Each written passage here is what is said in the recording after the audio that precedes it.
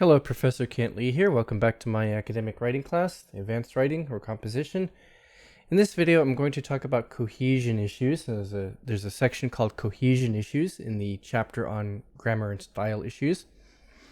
Cohesion refers to literally sticking together, when a text kind of sticks together.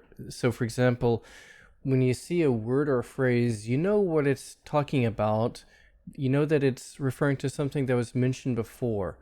So how things kind of cohere together logically, particularly words and phrases and what they are referring to and what they're talking about, especially when they are referring back to something previously mentioned or kind of referred to or hinted at in the text. So I'm going to start with one thing that's called discourse anaphora.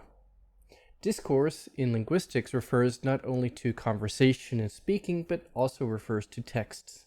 Any kind of use of language beyond the sentence level, a text, writing, as well as speaking. That's how linguists use the term discourse. Now, anaphora refers to the use of pronouns and other words that refer back to a previously mentioned term or thing or concept. An anaphor is a technical term for a pronoun or something else that refers back to something else in the discourse. Anaphora. So there's this section here on reformulation expressions, that is rewording expressions. So let's take a look at this example. And some of the examples from this part of the book come from at least one source that I'll cite. Down here, an academic writing text that I've borrowed these examples from, as well as a few of my own. So here's this example. This result has implications for expanding the L1 or first language and L2 second language relationship. L2 could support expanding L1 literacy. It also provides direction for the type of writing instruction that second language learners who are considered weak writers need in order to improve. Now, how does it sound here? It also provides. How does that sound? To me, that sounds really weak. And this is a typical aspect of writing that especially students make in writing English as a second language, especially those from East Asian language backgrounds. It's kind of a common issue. What does it refer to? It is it referring to L2 second language, or is it referring to L1? I mean, it would refer to a specific thing, but is that what is intended here? It is referring back to maybe a verb phrase, a phrase, or a whole concept, like the relationship between L1 and L2, or the result, or the implications for the L1 L2 relationship. It's referring back to maybe a whole phrase, or a whole idea that was mentioned before. And this is common in academic writing when we do this, referring back to not just one word, one thing, but a whole phrase or an idea that was mentioned before. It could be a whole sentence even, or a whole situation. In that case, it does not work. You'd want to say this.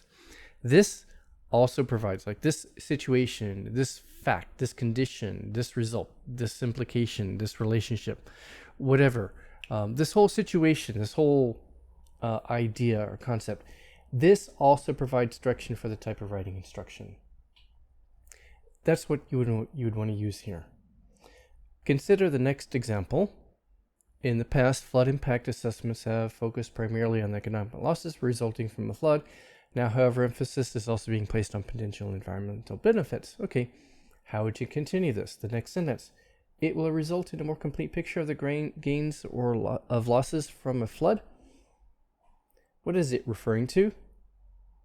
Just emphasis? No, it's referring back to the entire situation or condition or situation. The fact that emphasis is being placed on environmental benefits and such. So what you need here is this. This will result in a more complete picture. You could also use this with a noun. This expansion, the expanding emphasis, expanding focus, on flood impacts.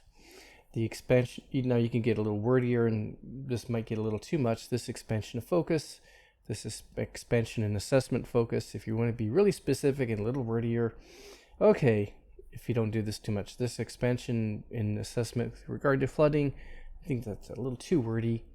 I think any of these would be B through E would be fine. F is a little too wordy. You don't need to repeat with regard to flooding. It's a little wordy.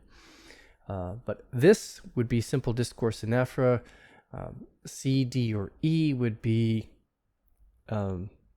more of a reformulation of the whole phrase or the idea, and using like focus, another noun, to refer to the situation. Some other examples in the book: irrigation in sub-Saharan Africa. So the old irrigation methods of drawing water from a well. While no, because you're referring to a situation, a practice, how people traditionally get water in sub-Saharan Africa. So you mean this, or this practice, this situation, this problem, or this method has the advantage of being inexpensive.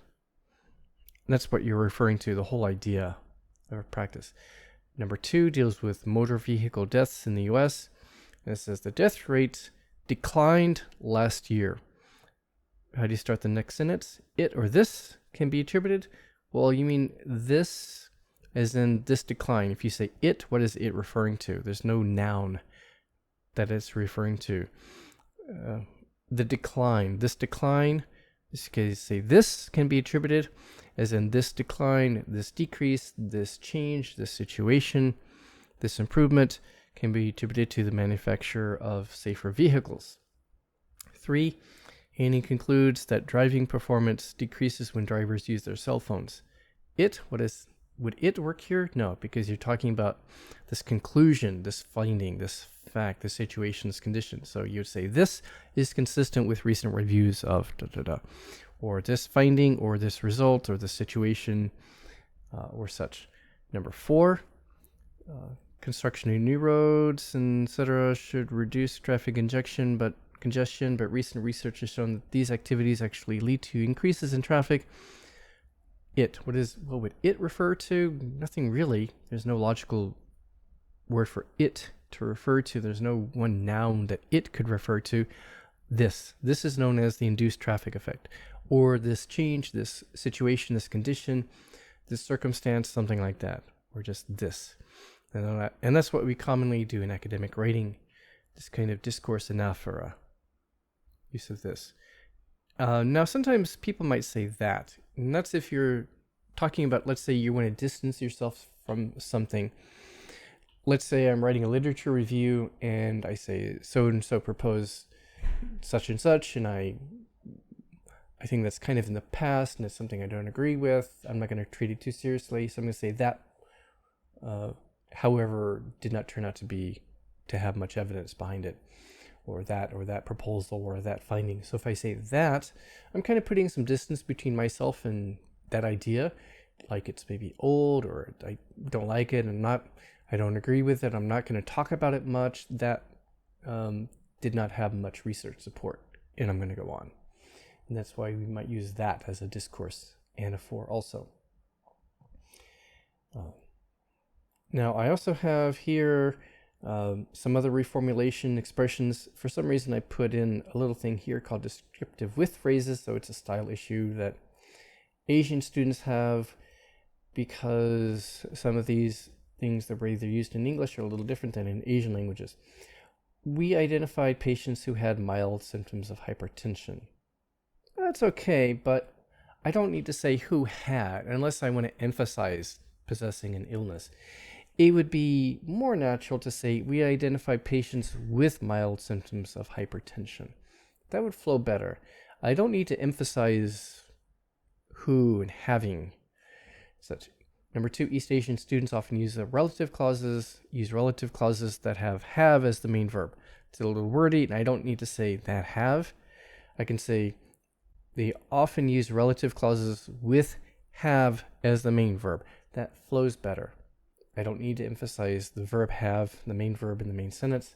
just with that as the main verb. The next section deals with repetition and other options for referring back to the same idea. Sometimes you can use repetition if it's not too redundant or wordy, repetitive. Like number 1, you have a rebate and a coupon, and then student chose the 10% rebate option. Students chose the 10% rebate option. That's okay. It's worded a little bit differently, repeated rebate, but not too often, and that sounds okay. Many cities are overcrowded. This city is overcrowded. Many cities are overcrowded. This city is overcrowded. There, I've repeated overcrowded for emphasis, and that's maybe one reason you might want to repeat the same word, especially shortly after first mentioning it. But otherwise, try not to repeat things too much. Instead, you can use synonyms or other paraphrases. So, for example, this new engine is fast and powerful, but requires more toxic fuels. This leads to concerns. Maintenance of the apparatus. So instead of repeating engine, I've used apparatus, a synonym, and whether a vehicle with such a device is legal. Such a device. So I've changed the wording. I've used synonyms or rephrased things. The herd migrated to the steppes and then traveled to the tundra. Quite a trek. Try to use synonyms. Go to thesaurus.com, a synonym dictionary if you need synonyms. Okay, there's some more examples in the rest of this section on Discourse and anaphora, which you can look at on your own. So that's it for now. In the next video, I will talk more about grammar and style stuff. Until then, enjoy. See you in the next video. Goodbye.